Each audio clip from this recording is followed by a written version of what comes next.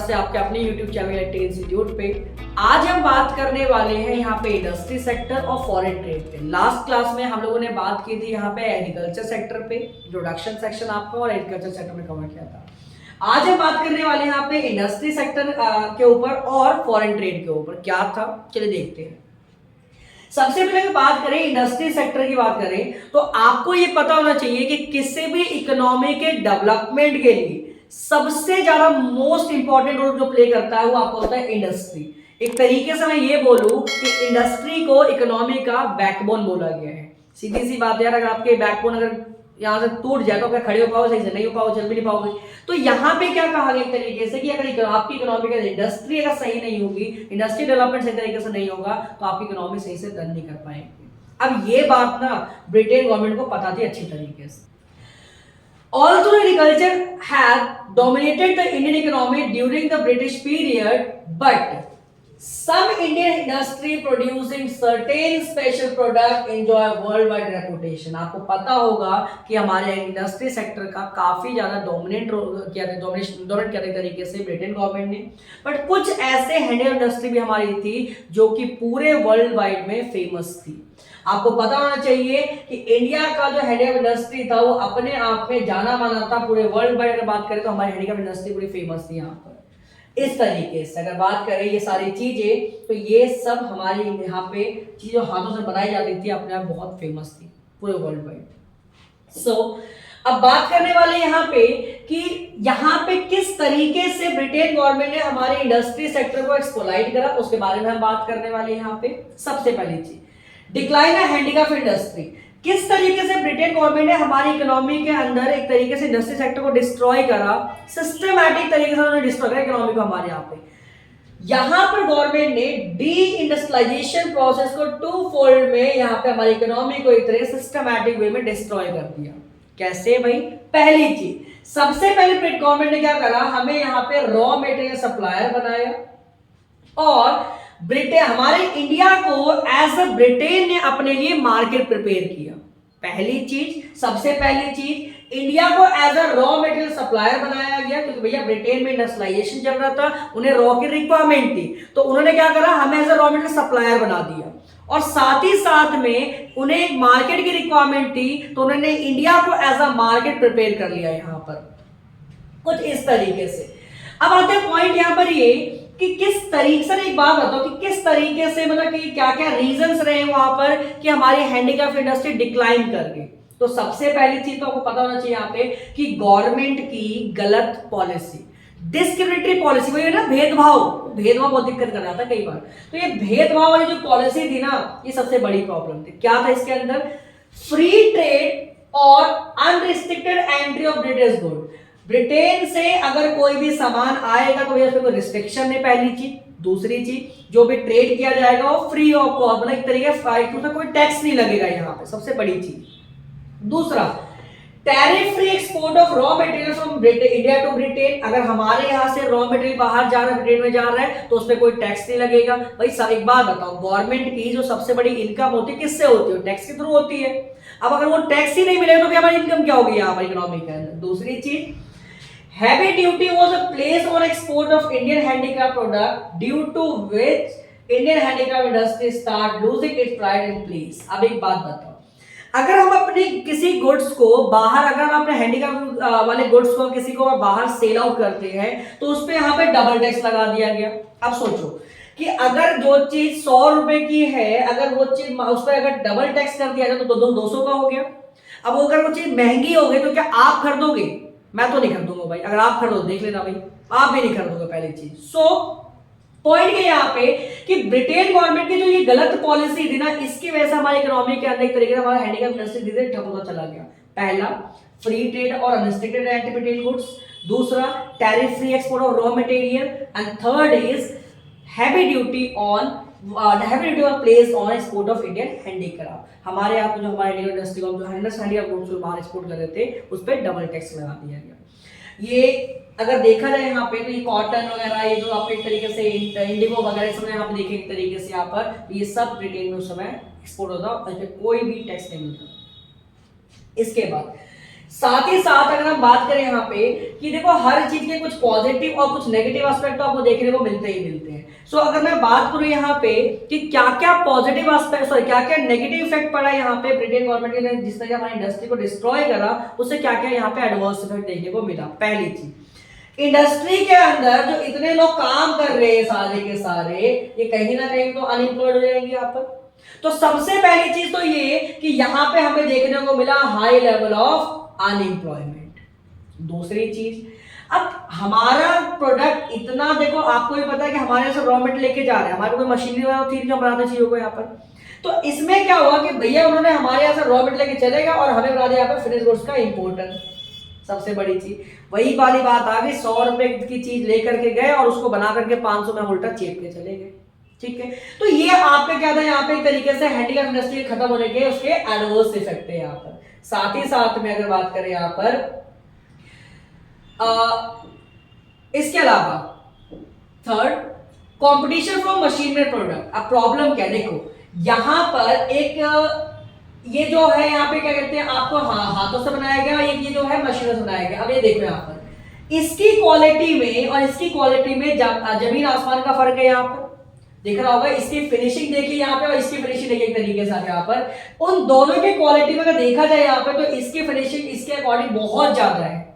क्यों? क्योंकि ये मशीन से बनाई गई है। तो भैया जो चीज मशीन से बनाई गई है और एक हाथों से बनाई गई, दोनों में फिनिशिंग का डिफरेंस होगा ना यहाँ पर, सिंपल। सो यहाँ पे क्या कहा गया कि हमारे पास जो हमारे यहाँ पे लगता था वो हमारे यहाँ पे मशीन तो थी नहीं।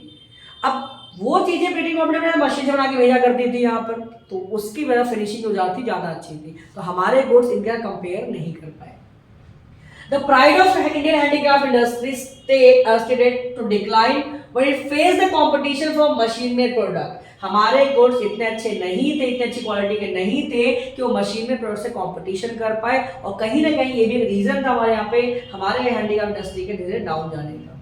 दूसरा, lack of capital good industry. हमारे यहाँ पे किसी भी तरह की ऐसी मशीनरी वाली हमारे यहाँ पे इंडस्ट्री नहीं थी जहाँ पे हम चीजों को बनाए, मैन्युफैक्चरिंग करें।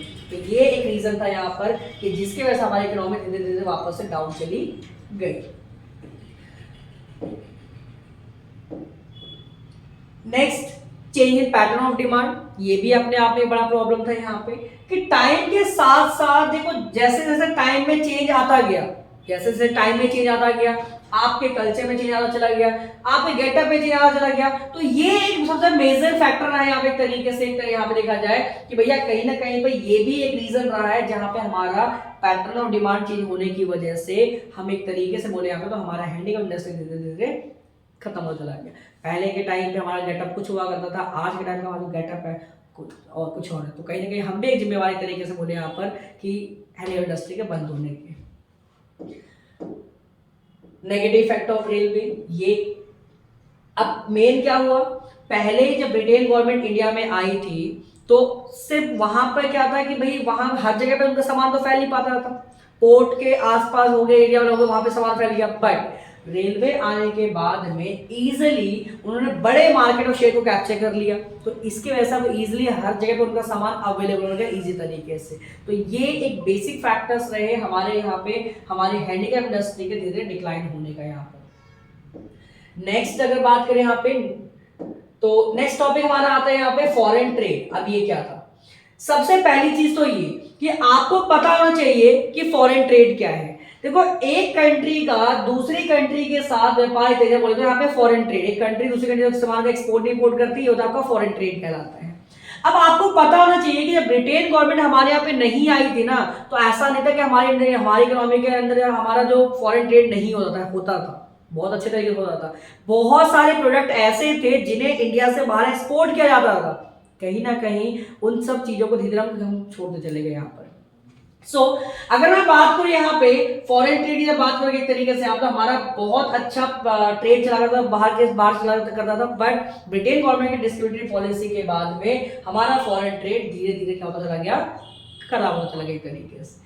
अगर मैं बोलूं यहाँ पे कि बेसिक कंडीशंस क्या क्या थे यहाँ पे फॉरेन ट्रेड के बंद होने के, जिसमें सबसे पहला आता है यहाँ पे क्या हुआ एक तरीके से exporter of primary product and importer of finish goods. ये क्या है भाई, ब्रिटेन गवर्नमेंट ने कंप्लीटली इंडिया को क्या करा, प्राइमरी प्रोडक्ट का एक्सपोर्टर बना दिया और साथ ही साथ में इंपोर्टर बना दिया हमने भैया यहाँ पे फिनिश गुड्स का। देखो वहां पर रिक्वायरमेंट थी रॉ मटेरियल की, तो हमें क्या करना है इसमें भैया हमारे यहाँ से रॉ मटेरियल लेके जा रहे थे, तो प्राइमरी प्रोडक्ट का हमें एक्सपोर्टर बनाया गया, और वहां उन्हें एक मार्केट की रिक्वायरमेंट थी, तो वहां से सामान को ला के यहाँ पे लाके हमारे यहाँ पे बेचा जा रहा था एक तरीके से।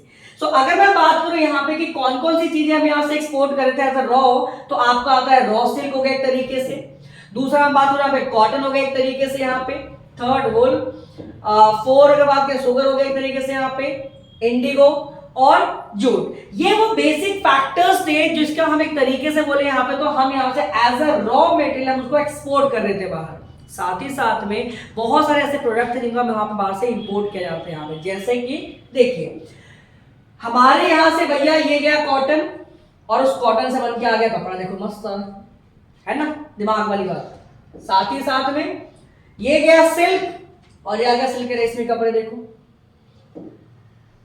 ये देखिए ऊनी कपड़े भाई, और इधर आ गया मशीनरी प्रोडक्ट। तो ये क्या दिखा रहा है एक तरीके से कि भैया जैसे जैसे को हमें यहाँ पे इन्होंने क्या करा, हमारे फॉरेन किस तरह इन्होंने डिस्ट्रॉय करा, हमें यहाँ पे प्राइमरी प्रोडक्ट का एक्सपोर्टर बनाया और फिनिश गुड्स का हमें यहाँ पे इंपोर्टर बना दिया गया।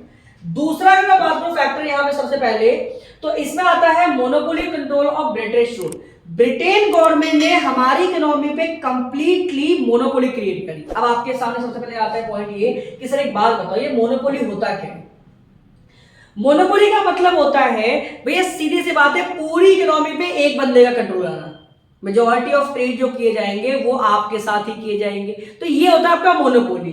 अब यहाँ पे गवर्नमेंट ने करा क्या, the British government create a monopoly control over the India export and import. भैया इंडिया के एक्सपोर्ट और इंपोर्ट के ऊपर मोनोपोली क्रिएट कर ली। ज्यादातर ट्रेड अगर आपको करना है तो भैया ब्रिटेन से करना पड़ेगा, हाँ इधर उधर कर सकते हैं, बट ज्यादातर ट्रेड जो आपका होगा वो ब्रिटेन से ही करना पड़ेगा आपको। So majority of trade were restricted to Britain, more than half the rest was allowed with some others।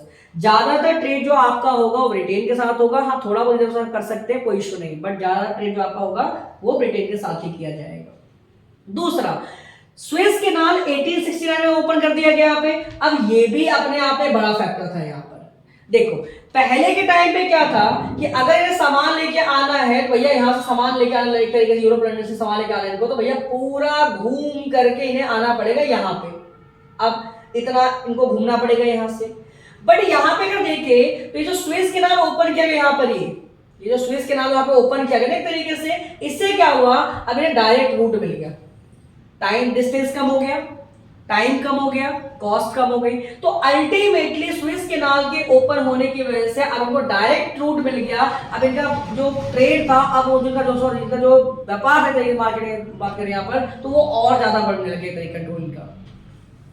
सो 1869 में यहाँ पे हमारे यहाँ पे स्विस कैनाल को ओपन किया गया था। स्विस कैनाल क्या है, एक तरीके से यहाँ पे देखा जाए तो आर्टिफिशियल वाटरवे एक तरीके से, जहां पर हम बात करें तो भैया एक यहाँ पे डायरेक्ट रूट प्रोवाइड किया गया एक तरीके से यहाँ पे, जहां से इजी वे में पहले जो इतना घूमना पड़ता था इनको यहाँ पे वो ना होकर के अब उनको डायरेक्ट आने का रास्ता मिला एक तरीके से यहाँ पर।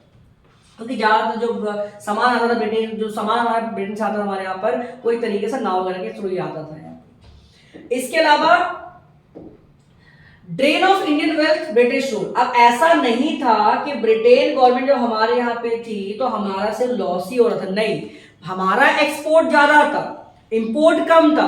इसका मतलब ये हुआ कि हमारा प्रॉफिट ज्यादा आ रहा था, लेकिन फिर भी ब्रिटेन गवर्नमेंट क्या कर रही थी, उस पैसे को अपने ऊपर यूज कर रही थी, उस पैसे को, प्रॉफिट को अपने एक तरीके से अपने एक्सपेंसेस में यूज कर रही थी। जैसे कि ऑफिस सेटअप करना हो गया, भैया ये लड़ाइयाँ कर रहे इसके अंदर, जो ये इतने बड़े बंदूकें जो आ रही है, जो आ रही है, सब कहाँ से आ रही है, हमारे पास उससे आ रही थी। इसके अलावा अगर बात करें यहाँ पे तो ये कहते हैं इस तरीके से जो सिस्टम एक्सप्लॉयटेशन के तरीके से आप पर, तो ये क्या दिखा रहे हैं यहाँ पे, जो बाकी सामान इंपोर्ट कर रहे तरीके से उस पर आपके बाहर टैक्स ज्यादा, तो ये क्या दिखा रहा है तरीके से कि हमारे यहाँ पे प्रॉफिट तो हमारा बहुत हो रहा था, लेकिन उस प्रॉफिट को ब्रिटेन गवर्नमेंट अपने बेनिफिट्स के लिए यूज कर रही थी। सो ये था हमारा यहाँ पे आज का टॉपिक, इंडस्ट्रियल सेक्टर और फॉरेन ट्रेड। अगर वीडियो अच्छा लगा हो तो लाइक कीजिएगा, शेयर सब्सक्राइब कीजिएगा। मिलते हैं नेक्स्ट क्लास में डेमोग्राफिक कंडीशन।